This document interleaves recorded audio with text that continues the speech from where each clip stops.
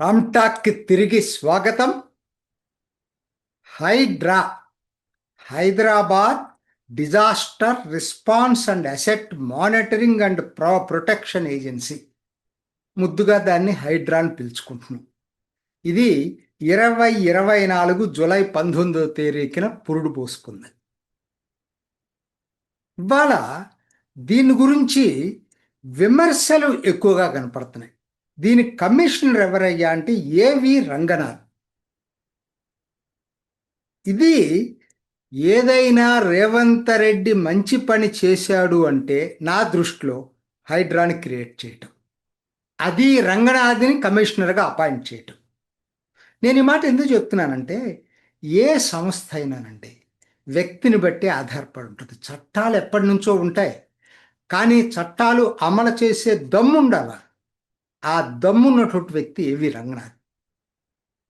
ఇవాళ ఎన్ని ఎన్ని వాటర్ బాడీస్ అండి, కుంటలు, చెరువులు, సరస్సులు, నాలాలు, ఎన్నిటిని ప్రొటెక్ట్ చేయగలిగింది. పబ్లిక్ పార్క్స్, స్పేసెస్, ఎన్నో పబ్లిక్ స్పేసెస్. మరి ఇది ఎలా సాధ్యమైంది? ఇదంతా కూడా మరి నేను చెప్పట్లా, ఇది వాళ్ళ అధికారిక లెక్కల్లో 2093 ఎకరాలని కాపాడారు. 80,000 కోట్ల రూపాయలు విలువ చేసే భూమిని కబ్జా నుంచి కాపాడారు. చిన్న విషయం కాదండి. విమర్శించేవారు దీన్ని ఎందుకు పరిగణలో తీసుకోవట్లేదు? హైడ్రా చేసిన మంచి పనిని ఎందుకు తీసుకోవట్లేదు? హైడ్రాకి కోర్టు మొట్టికాయలేసిన మాట నిజం. అట్లానే కొన్ని చోట్ల హైడ్రా చూసి చూడనట్లు ఉన్నమాట నిజం. నేను వాటిని కాదనట్లేదు. అవి ఈ రాజకీయ వ్యవస్థలో రాజకీయ ఒత్తిళ్లతోటి లొంగిపోయి ఉండొచ్చు కూడా, నాకు తెలియదు. అది ఖచ్చితంగా జరుగుతాయి ఈ రాజకీయ వ్యవస్థలో. కానీ ఉన్న దాంట్లో హైడ్రా మాత్రం అద్భుతమైన పనిచేసింది అనేది నా ఉద్దేశం. మీరు అనొచ్చు, ఫతిమా ఓవైసీ ఎడ్యుకేషనల్ ఇన్స్టిట్యూట్ని, క్యాంపస్ని దాన్ని ఏం చేయలేకపోయారు. కోర్టు దాని మీదే మొట్టికాయలు వేసింది ఇటీవల. దుర్గం చెరువు, ఎఫ్టిఎల్లో ఉన్నటువంటి రెసిడెన్షియల్ బిల్డింగ్స్, ఎందుకంటే రేవంత్ రెడ్డి సొంత బ్రదరే అక్కడ ఉంటున్నాడు, దాన్ని ఏం చేయలేకపోయారు. ఇవన్నీ వాస్తవాలు. నేను వీటిని మనం కప్పిపుచ్చాల్సిన అవసరం లేదు. కాకపోతే ఖచ్చితంగా వీటి మీద యాక్షన్ తీసుకోవాల్సిందే. విమర్శలు చేసేవాళ్ళు 2 రకాలు ఉన్నారు. జాగ్రత్తగా వినండి, 2 రకాలు ఉన్నారు.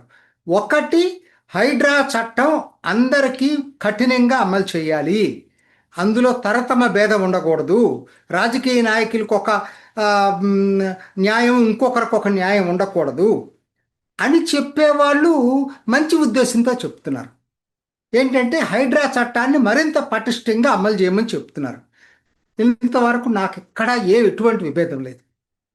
మరి రెండో విమర్శకులు ఉన్నారు, రెండో రకం. ఏంటంటే ఎంతసేపటికి పేదల కబ్జా, పేదల భూములు హైడ్రా లాగేసుకుంటుందని చెప్పి ప్రచారం విపరీతంగా చేస్తున్నారు. పాక్షిక సత్యం అది. పేదలు భూములు కూడా మరి ఆక్రమించుకుంటే అక్కడ పేద ధనిక ఏంటి? నువ్వు ప్రభుత్వ భూమిని ఆక్రమించుకున్నావు. ప్రభుత్వ భూమిని ఎవరు ఆక్రమించుకున్నా తప్పేది. పేదవాడికి ధనవంతుడికి తేడా లేదు. కాకపోతే పేదవాళ్ళకి ఏదో ఆల్టర్నేటివ్ చూపించమంటున్నారు, అంతవరకు నేను ఒప్పుకుంటాను. కానీ పేదవాళ్ళ ఆక్యుపై చేసుకుంటే కరెక్ట్ కాదు, పెద్దవాళ్ళు ఆక్యుపై చేసుకుంటే తప్పు కాదు. ఇద్దరి అది రెండు నేరమే. ఎందుకు దీన్ని మనం మర్చిపోతున్నాం? అసలు ఇవాళ జరుగుతున్నది ఏంటి? ఎల్లి చెరువులు అండి. ఇప్పుడు మన ఈ లైన్లో ఉన్న చెరువులు, బతుకమ్మ కుంట, సున్నం చెరువు, ముష్కన్ చెరువు, ఇలా చెప్పుకుంటూ పోతే ఎన్నో ఉన్నాయి. ఇవన్నీ పేదలే ఆక్యుపై చేశారా? అసలు నిజం చెప్పాలంటే నాకు ఆశ్చర్యంగా ఉంది. ఏంటంటే బీజేపీ నాయకులు, అందరూ కాదు, కొంతమంది కూడా దీన్ని హైడ్రాని విమర్శిస్తూ ఉంటారు ఎప్పుడు. అంటే విమర్శ అనేది ఎట్లా ఉండాలంటే, హైడ్రాని సమర్థించిన వాళ్ళందరూ రేవంత్ రెడ్డిని సమర్థించినట్టు కాదు. కానీ గుర్తుపెట్టుకోండి, హైడ్రాని వ్యతిరేకించే వాళ్ళకి జనం హర్షించరుగాక హర్షించరు. పేదవాళ్ళని అడ్డం పెట్టుకొని పేదవాళ్ళ పేరుతోటి ఇవాళ జరుగుతుంది ఏంటండి? కబ్జాదారులకి మద్దతు ఇవ్వటం. వాళ్ళని డైరెక్ట్గా చెప్తే మరి జనం ఒప్పుకోరు కాబట్టి పేదవాళ్ళని ముందు పెడుతున్నారు. పేదవాళ్ళని ముందు పెట్టి కబ్జా వాళ్ళకే మద్దతు ఇస్తున్నారు. అది ఏ పార్టీ అయినా, ఏ సంస్థ అయినా, ఏ పెద్ద గొప్ప వ్యక్తి అయినా సరే జరుగుతుంది ఇదే. సో నేను నా పాయింట్ అలా ఒకటే, ఇప్పటికైనా హైడ్రాని మరింత పటిష్టంగా అమలు చేయమని కోరుకునే వాళ్ళకి నా మద్దతు ఉంది. నా ఓటు కానీ ఓవరాల్గా చూసుకున్నప్పుడు హైడ్రాని నడిపే ఏవి రంగనాథ్కి. వ్యక్తి కూడా చాలా ముఖ్యమండి ఇక్కడ. ఎన్నికల కమిషన్కి ఎంతోమంది వచ్చారు, మరి టిఎన్ శేషన్ ఎందుకు పాపులర్ అయ్యాడు? ఇవాళ ఎందుకంటే లోపాలు లేవని ఎవరన్నా అంటే పొరపాటండి. ఈ రాజకీయ వ్యవస్థలో నా దృష్టిలో హైడ్రా ఆశాకిరణం.